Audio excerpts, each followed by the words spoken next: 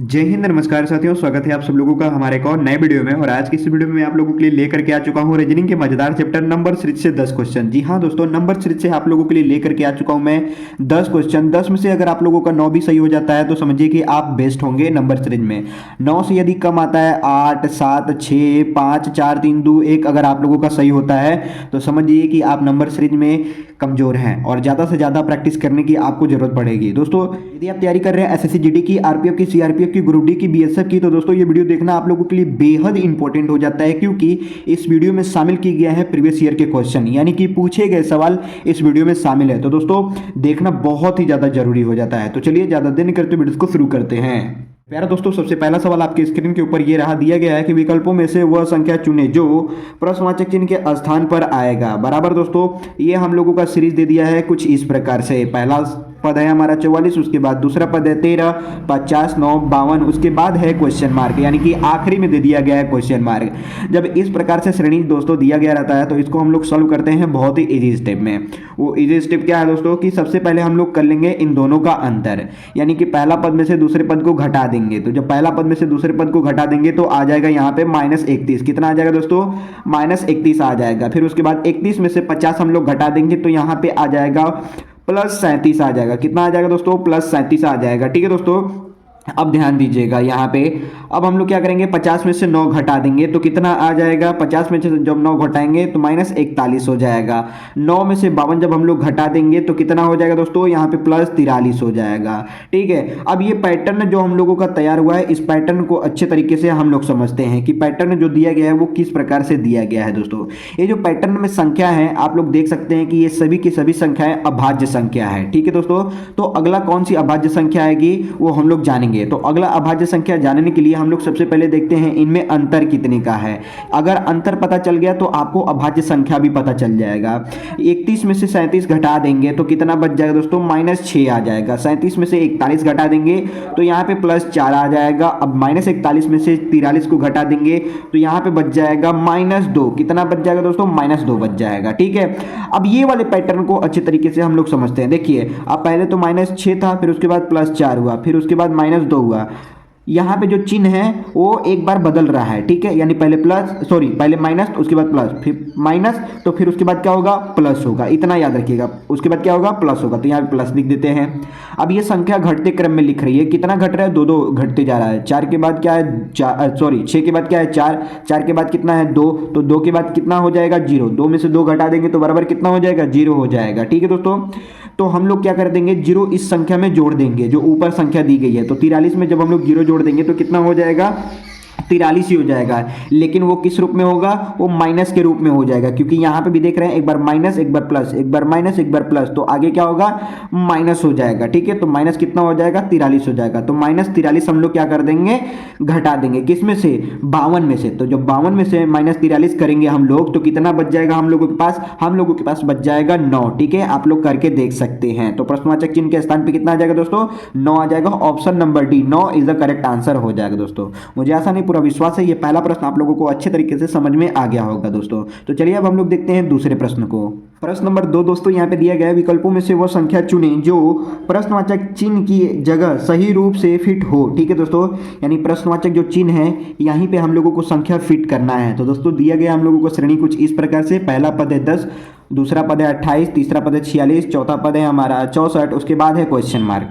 तो जहां पे दे देता है क्वेश्चन मार्क, बस वहीं समझिए कि वहीं तक क्वेश्चन का अंत है। ठीक है, बस वहीं तक आप दिमाग लगाइए, ज़्यादा दिमाग लगाने की आवश्यकता नहीं होती है, खास करके नंबर रीजनिंग के सवाल में। ठीक है दोस्तों, तो देखिए सबसे पहला तरीका हम लोगों का होता है कि अंतर करते हैं संख्याओं में। ठीक है, अगर अंतर से नहीं समझ में आता है तो दूसरा स्टेप हम लोग फॉलो करते हैं। ठीक है, कि आखिर वो जो संख्या रखा गया है किस फॉर्म में रखा गया है, क्या वो वर्ग के फॉर्म में रखा गया है, क्यूब के फॉर्म में रखा गया, किस फॉर्म में रखा गया, वही हम लोग देखते हैं। लेकिन सबसे पहला तरीका क्या है? हम लोग देख लेते हैं संख्याओं में अंतर। ठीक है, तो यहाँ पे कितने का अंतर है? तो यहाँ पे किया जा रहा है +18। अब 28 से 46 कितना हुआ है? तो इसमें किया गया है +18। 46 से 64 कैसे हुआ है? तो इसमें भी +18 किया गया है। ठीक है दोस्तों, तो आगे भी कितना किया जाएगा यही तो हम लोगों को बताना है। ठीक है, अब देखिए ये जो हम लोगों का पैटर्न तैयार हुआ है वो पैटर्न ये तैयार हुआ है कि अगला जो संख्या लिखा जा रहा है उसमें +18 करके लिखा जा रहा है। तो यहाँ पे भी हम लोग क्या करेंगे? प्लस 18 कर देंगे तो 64 में यहाँ पे हो गया 64। ठीक है दोस्तों, यहाँ पे कितना हो गया, ये हो गया हम लोगों का 64। ठीक है दोस्तों, अब 64 में हम लोग 18 को क्या कर देंगे, जोड़ देंगे तो कितना हो जाएगा, कितना हो जाएगा दोस्तों, आप मुझे कमेंट करके बताएंगे। यहाँ पे हो जाएगा, देखिए मैं तो गलत लिख रहा हूँ ना, यहाँ पे 64 होगा तो 64 में हम लोग 18 को जोड़ देंगे तो ये देखिए 4 और 8 कितना हो गया, 12, 12 का 2 कैरी बचा 1, 1 6 7 7 1 8, यानी कि यहाँ पे कितना हो गया, 82 हो गया। थोड़ा सा मेरा राइटिंग दोस्तों गंदा है, आप लोग मुझे क्षमा कीजिएगा, लेकिन आप लोगों को जो तरीका मैं बता रहा हूँ ये तरीका सही है, इतना बस समझिएगा। ठीक है, बस तरीका आप लोगों को समझना है, राइटिंग में मत जाइए आप। ठीक है, अब यहाँ पे 82 आ गया, एक बार फिर से मैं साफ साफ कर देता हूँ यहाँ पे। ठीक है, 4 8 कितना हो गया, 12 का 2 कैरी बचा 1, 1 और 6 7 7 1 8, यानी कि ये हो गया टोटल 82। तो क्वेश्चन मार्क के स्थान पे कितना आ जाएगा दोस्तों, 82 आ जाएगा। Option number A is the correct answer हो जाएगा दोस्तों। मुझे विश्वास है आपको दूसरा भी प्रश्न अच्छे तरीके से समझ में आ गया होगा। तो चलिए अब हम लोग देखते हैं तीसरे प्रश्न को। प्रश्न नंबर 3 दोस्तों यहाँ पे दिया गया है, विकल्पों में से वह संख्या चुने जो प्रश्नवाचक चिन्ह के स्थान पर आ सकती है। दोस्तों श्रेणी कुछ इस प्रकार से हम लोगों का दिया गया है, पहला पद है 74, उसके बाद है 61, 82, 53 और उसके बाद है 90 और लास्ट में दे दिया गया है क्वेश्चन मार्क। ऐसे श्रेणी को कैसे हॉल करते हैं दोस्तों, यानी कि सॉल्व कैसे करते हैं, यही तरीका मैं आप लोगों को बताने वाला हूं। देखिए, जब भी इस प्रकार का नंबर दिया गया रहता है तो सबसे पहले हम लोग करते हैं उसके बीच में अंतर। ठीक है, कि आखिर इन दो पदों में अंतर कितना रखा गया है। अगर आपको अंतर पता चल जाएगा तो समझ जाइए कि आप क्वेश्चन मार्क भी इजीली निकाल पाएंगे। अगर अंतर का जो पैटर्न तैयार होगा वो थोड़ा सा डिफरेंट बनेगा तो हम लोग दूसरा तरीका लगा सकते हैं। ठीक है, लेकिन जो सबसे पहला तरीका होता है वो होता है अंतर से, कि आखिर कितना अंतर दिया गया है। ठीक है, तो देखिए यहाँ पे 74 है, 74 में से अगर 61 हम लोग घटा लेते हैं तो बच जाता है कितना, 13 बच जाता है। ठीक है दोस्तों, तो -13 कर देंगे हम लोग। अब यहाँ पे 61 में से 82 घटा देंगे तो प्लस कितना हो जाएगा, 21 हो जाएगा, बराबर दोस्तों। 82 में से 53 घटा देंगे तो -29 हो जाएगा। 53 में से 90 घटा देंगे तो बच जाएगा +37। ठीक है, तो यहाँ पे क्या होगा, यही हम लोगों को बताने हैं दोस्तों। इस पैटर्न को हम लोग ध्यानपूर्वक देखेंगे और समझेंगे कि आखिर पैटर्न किस प्रकार से बना रहा है। देखिए यहाँ पे किया -13, फिर उसके बाद +21, उसके बाद -29, उसके बाद है +37, बराबर दोस्तों। पहले माइनस, उसके बाद प्लस, माइनस फिर प्लस, तो आगे क्या होगा, माइनस हो जाएगा। माइनस कितना होगा वो हम लोग जानेंगे। ठीक है, अगर हम लोग इसके नीचे भी अगर एक पैटर्न तैयार करें, यानी देखें कि इसमें कितने का अंतर है, तो 13 और 21 में अंतर है +8 का, 21 और 29 में +8 का अंतर है, 29 और 37 में +8 का अंतर है। तो हम लोग 37 में प्लस कर देंगे 8, तो बराबर कितना हो जाएगा, 45 हो जाएगा। ठीक है दोस्तों, तो ये जो 45 है हम लोग 90 में से घटा देंगे, तो जब 90 में से 45 घटा देंगे तो क्वेश्चन मार्क के स्थान पे कितना आ जाएगा, 45 आ जाएगा। Option number D is the correct answer हो जाएगा दोस्तों। उम्मीद है ये तीसरा भी प्रश्न आप लोग को अच्छे तरीके से समझ में आ गया होगा। तो चलिए अब हम लोग देखते हैं चौथे प्रश्न को। प्रश्न नंबर 4 दोस्तों दिया गया है, विकल्पों में से वह संख्या सबसे बड़ी संख्या चुने जो प्रश्नवाचक चिन्ह के स्थान पर सही हो। ठीक है दोस्तों, यानी कि हम लोगों को देखना है इस श्रेणी को और इस श्रेणी में प्रश्नवाचक चिन्ह को देखना है, बराबर दोस्तों। ये प्रश्नवाचक चिन्ह के स्थान पे कौन सी संख्या आ सकती है, इसको हम लोगों को पता करना है। तो देखिए, अब तक मैं आप लोगों को जितने भी क्वेश्चन बताया हूँ उसमें तरीका क्या था कि सबसे पहले अंतर करके देखेंगे, तो यहाँ पे भी हम लोग अंतर करने वाले हैं। तो अंतर करके चलिए देखिए कि कितना आपका आ रहा है। तो 85 में से 84 हम लोग घटा देंगे तो कितना है, -1। 84 में से 92 घटा देंगे +8, 92 में से 83 घटा देंगे -9, 83 में से 147 घटा देंगे आ जाएगा +64। ठीक है, यानी यहाँ पे जो पैटर्न तैयार हो रहा है कुछ इस प्रकार से तैयार हो रहा है, आप लोग देख सकते हैं। पहले माइनस, उसके बाद प्लस, फिर माइनस, फिर प्लस, तो यहाँ पे क्या होगा, माइनस होगा। इतना तो पता चल गया। अब देखिए, ये 1 के बाद 8, 8 के बाद 9, 9 के बाद 64, ये जो संख्या है वो देखिए स्क्वायर और क्यूब के फॉर्म में है। ठीक है, अगर 1 को देखें तो 1 देखिए चाहे स्क्वायर कीजिए चाहे क्यूब कीजिए वो बात एक ही होता है, लेकिन ये क्या है, 2 का क्यूब हो जाएगा। ठीक है, 1 का स्क्वायर 2 का क्यूब, फिर देखिए 3 का स्क्वायर, फिर 4 का क्या हो जाएगा, क्यूब हो जाएगा। यानी ये बढ़ती हुई संख्या लिखी गई है। ठीक है, तो बढ़ती हुई संख्या का ऊपर पहले स्क्वायर किया गया, फिर क्यूब, फिर स्क्वायर, फिर क्यूब, तो यहाँ पे क्या होगा, तो पहले संख्या को देख लेते हैं। 1 के बाद 2, 2 के बाद 3, 3 के बाद 4, तो 4 के बाद कितना आ जाएगा, 5 आ जाएगा। फिर स्क्वायर क्यूब, तो फिर क्या होगा, स्क्वायर हो जाएगा। तो 5 का स्क्वायर कितना हो जाएगा, 25 हो जाएगा। कितना हो जाएगा दोस्तों, 25 हो जाएगा। तो 147 में से माइनस कर देंगे 25, बराबर कितना आ जाएगा, 122 आ जाएगा। कितना आ जाएगा दोस्तों, 122 आ जाएगा। Option number A is the correct answer हो जाएगा। मुझे आशा नहीं पूरा विश्वास है ये चौथा भी प्रश्न आप लोग को बहुत ही अच्छे तरीके से क्लियर हो गया होगा। तो चलिए अब हम लोग देखते हैं पांचवें प्रश्न को।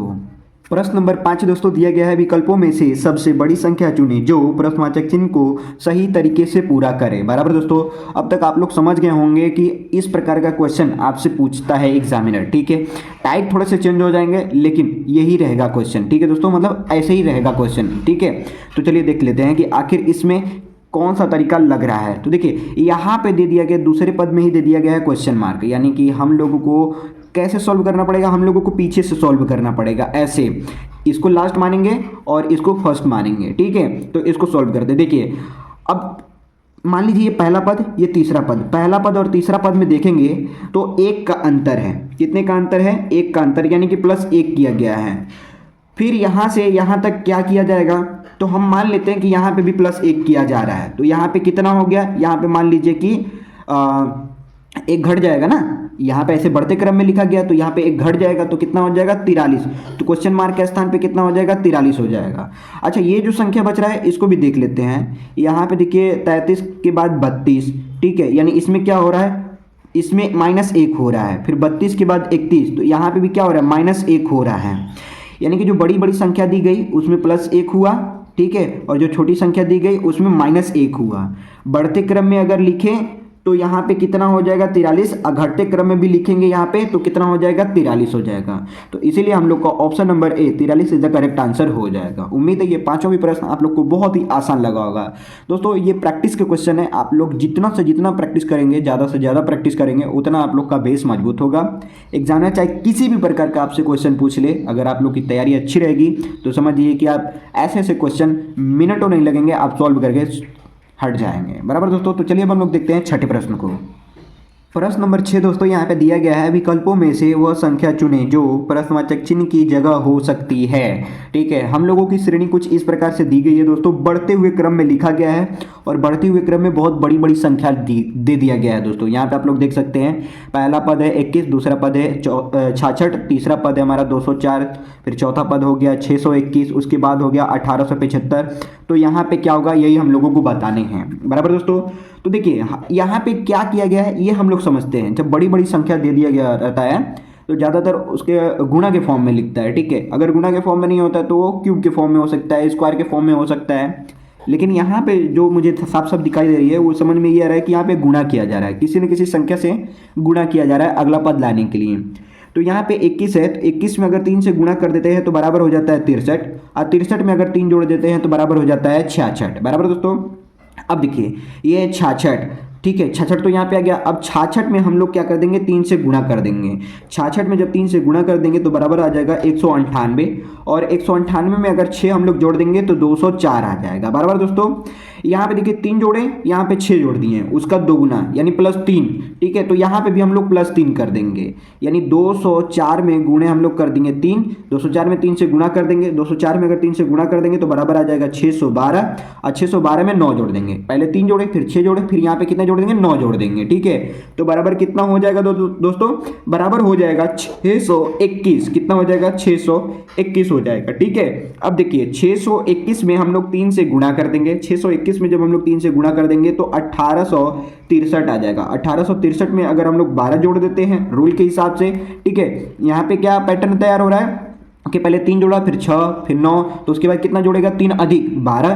तो जब हम लोग 12 जोड़ देंगे तो कितना आ जाएगा 1875 आ जाएगा। कितना आ जाएगा 1875 आ जाएगा। ठीक है, तो जिस प्रकार से इसको सॉल्व किया गया है अगला पद लाने के लिए, उसी प्रकार से हम लोग लास्ट पद को निकालने के लिए हम लोग क्या कर देंगे 1875 में 3 से गुणा कर देंगे। बराबर दोस्तों, 1875 में जब 3 से गुणा कर देंगे तो बराबर आ जाएगा 5625। कितना आ जाएगा 5625 आ जाएगा, और उसमें जोड़ देंगे 15। कितना जोड़ देंगे दोस्तों 15 जोड़ देंगे तो बराबर हो जाएगा 5640। कितना हो जाएगा 5640 हो जाएगा। Option number B 5640 is the correct answer हो जाएगा।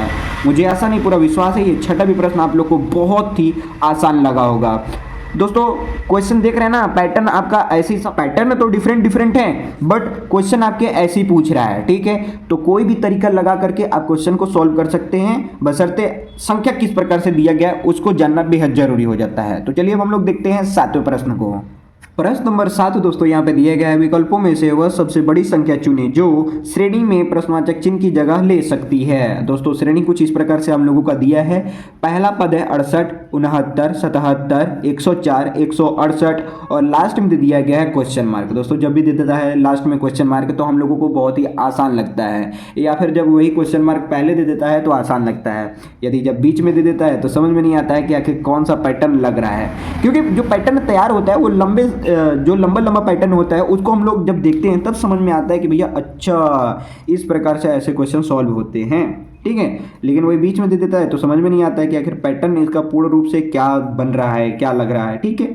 तो देखिए ये जो प्रश्न नंबर 7 है इसको हम लोग सॉल्व करने वाले हैं, आप भी इसको सॉल्व कीजिएगा, ठीक है। यहाँ पे देखिए सबसे पहले हम लोग क्या करेंगे, इसके अंतर को देखेंगे कि अंतर कितना है। 68 से 69 यानी +1, 69 से 77 यानी +8, 77 से 104 यानी कि +27, 104 से 168 यानी कि +64, ठीक है। अब हम लोगों का पैटर्न ये तैयार हो गया। पहला क्या है 1, दूसरा 8, तीसरा 27, चौथा क्या है 64। अगर हम लोग कर देते हैं 1 का क्यूब तो 1 का क्यूब होता है 1, अगर 2 का क्यूब हम लोग कर देते तो 8, 3 का क्यूब कर देते हैं तो 27, 4 का क्यूब कर देते हैं तो कितना हो जाता है 64। वही अगर हम लोग पैटर्न के हिसाब से देखें यानी पहला पद 1, दूसरा 2, 3, 4 तो यहाँ पे क्या होगा 5, और सभी का पावर क्या है 3 है तो पावर कर देंगे 3, यानी 5 का कर देंगे यहाँ पे क्यूब, तो 5 का क्यूब कितना हो जाएगा 125 हो जाएगा, बराबर दोस्तों। तो 125 168 में हम लोग जोड़ देंगे, यहाँ पे हो गया 168 और यहाँ पे हो गया 125। अगर हम इन दोनों संख्याओं को जोड़ देंगे तो बराबर आ जाएगा 293। कितना आ जाएगा 293। Option number D 293 is the correct answer हो जाएगा दोस्तों। उम्मीद है ये सातों भी प्रश्न आप लोगों को अच्छे तरीके से समझ में आ गया होगा। तरीका बस देखते जाइए और जो भी क्वेश्चन मैं दिखा रहा हूँ आप लोगों को उसको मेरे सॉल्व करने से पहले ही सॉल्व आप लोग किया कीजिए। वीडियो को पॉज कीजिए और पॉज करने के बाद उसको सॉल्व कीजिए, देखिए कि कौन सा तरीका इसमें अप्लाई हो रहा है। वो तरीका अगर आप लोगों को समझ में आ रहा है, वो तरीका से अगर क्वेश्चन सॉल्व हो जा रहा है तो बस बहुत अच्छी बात है, नहीं तो फिर मेरा पॉज हटा करके आप देख लीजिए कि आखिर मैं किस प्रकार से सॉल्व कर रहा हूँ, बराबर दोस्तों। तो चलिए अब हम लोग देखते हैं 8वें प्रश्न को। प्रश्न नंबर 8 दोस्तों यहाँ पे दिया गया है, विकल्पों में से वह सबसे उच्चतम संख्या चुनें जो श्रेणी में प्रश्न चिन्ह के स्थान पर सही बैठती है। दोस्तों ये रहा हम लोगों का संख्या श्रेणी, और संख्या श्रेणी में ये बीच में ही दे दिया है क्वेश्चन मार्क। तो दोस्तों ये थोड़ा सा कठिन लगता है, लेकिन मैं कहूँगा कि कठिन आप मत समझिए। ऐसे क्वेश्चन को भी मैं सॉल्व करने का तरीका आप लोगों को बताया हूँ कि जिधर ज़्यादा पद हो उधर से ही हम लोग सॉल्व करना चालू कर देंगे। अब देखिए प्रश्नवाचक चिन्ह के बाद यहाँ पे कितना 1 पद, यहाँ पे 2 पद, ठीक है। लेकिन प्रश्नवाचक चिन्ह से पहले कितने पद है 1, 2, 3 पद हैं, तो इधर से ही हम लोग सॉल्व करेंगे। पहले अंतर देख लेते हैं, अंतर कितना है दोस्तों, तो यहाँ +1 किया गया है, यहाँ पे कितना किया गया है +4 किया गया है, तो यहाँ पे कितना किया जाएगा। इधर अंतर देख लेते हैं, 57 और 82 में कितने का अंतर है, तो 25 का अंतर है। कितने का अंतर है 25 का अंतर है, तो यहाँ पे कितने का होगा और वही यहाँ पे कितने का होगा। देखिए अब यहाँ पे अगर 1 को देखें तो 1 का अगर स्क्वायर कर देते तो 1 ही होता है, 2 का स्क्वायर कर देते तो 4 होता है। यहाँ पे अगर पैटर्न के हिसाब से देखें तो 5 का स्क्वायर हो जाएगा 25, तो यहाँ पे कितने पद बच रहे हैं 1, 2, ठीक है 2 पद बच रहे हैं, तो इसका मतलब हो गया कि यहाँ पे 3 का स्क्वायर होगा, यहाँ पे कितने का स्क्वायर होगा 4 का स्क्वायर होगा। पैटर्न के हिसाब से तो यही है ना दोस्तों। अगर हम लोग यहाँ पे 3 का स्क्वायर करते हैं तो कितना होता है 9, 4 का स्क्वायर करते हैं तो कितना होता है 16 होता है। 57 में से या तो 16 घटा दीजिए या 32 में 9 को जोड़ दीजिए, तो जो भी तरीका आप लोगों को बेहतर लगे वो आप लोग कर लीजिए, आपका आंसर आ जाएगा, ठीक है। तो चलिए मैं करके ही दिखा देता हूँ। 32 में 9 जोड़ देते हैं, ये हो गया 32 और ये हो गया 9, 9 2 11 का 1 कैरी बचा 1, 1 और 3 कितना हो गया 4, यानी कि कितना आ गया 41 आ गया है दोस्तों, ठीक है। तो option number C 41 is the correct answer हो जाएगा। मुझे उम्मीद है ये 8वां भी प्रश्न आप लोग को इजी लगा होगा। तो चलिए अब हम लोग देखते हैं 9वें प्रश्न को।